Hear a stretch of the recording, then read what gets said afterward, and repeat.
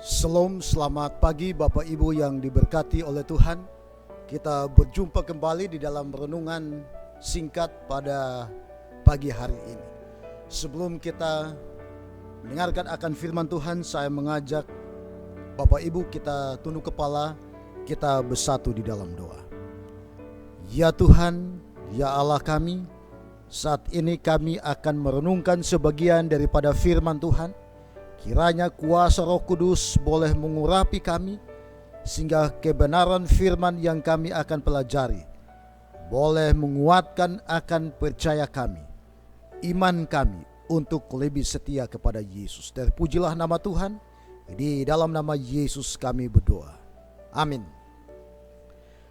Saudara-saudaraku yang diberkati oleh Tuhan, judul renungan kita pada pagi ini yaitu kita tak berhak menghakimi orang lain. Kita bisa membuka di dalam Roma pasal yang kedua, ayat yang pertama. Roma 2 ayat 1, karena itu hai manusia, siapapun juga engkau yang menghakimi orang lain, engkau sendiri tidak bebas dari salah. Sebab dalam menghakimi orang lain, engkau menghakimi dirimu sendiri. Karena engkau menghakimi orang lain melakukan hal-hal yang sama. Saudara-saudaraku, oleh sebab itu tentunya kita sebagai manusia berdosa, kita tidak boleh menghakimi akan sesama atau orang lain. Orang yang suka menunjuk-nunjuk kesalahan orang lain atau menghakimi akan orang lain tidak menyadari bahwa sesungguhnya ketika ia sedang menunjuk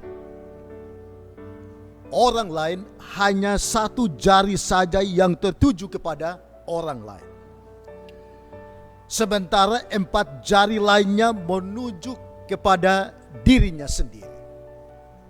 Nah, siapakah kita ini sehingga kita berlaku seperti seorang hakim yang menjatuhkan akan vonis kepada orang lain? Sebelum kita menghakimi akan orang lain, sebaiknya kita memeriksa akan diri kita terlebih dahulu. Apakah saudara dan saya ini sudah bersih dari kesalahan? Apakah kita ini sudah sempurna dan tak bercacat celah? Tidakkah kita malu pada diri sendiri bila kesalahan yang kita perbuat ternyata jauh lebih besar dari orang yang sedang saudara dan saya hakimi? Nah, oleh sebab itu Yesus berkata, jangan kamu menghakimi supaya kamu tidak dihakimi. Karena dengan penghakiman yang kamu pakai untuk menghakimi, kamu akan dihakimi, dan ukuran yang kamu pakai untuk mengukur akan diukurkan kepadamu. Terdapat di dalam Injil Matius pasal yang pertama, Matius pasal yang ke-7 ayat pertama dan ayat yang kedua. Jadi oleh sebab itu kita harus memeriksa akan diri kita terlebih dahulu. Kita harus melihat akan diri kita, dan firman Tuhan mengatakan jangan menghakimi akan orang lain.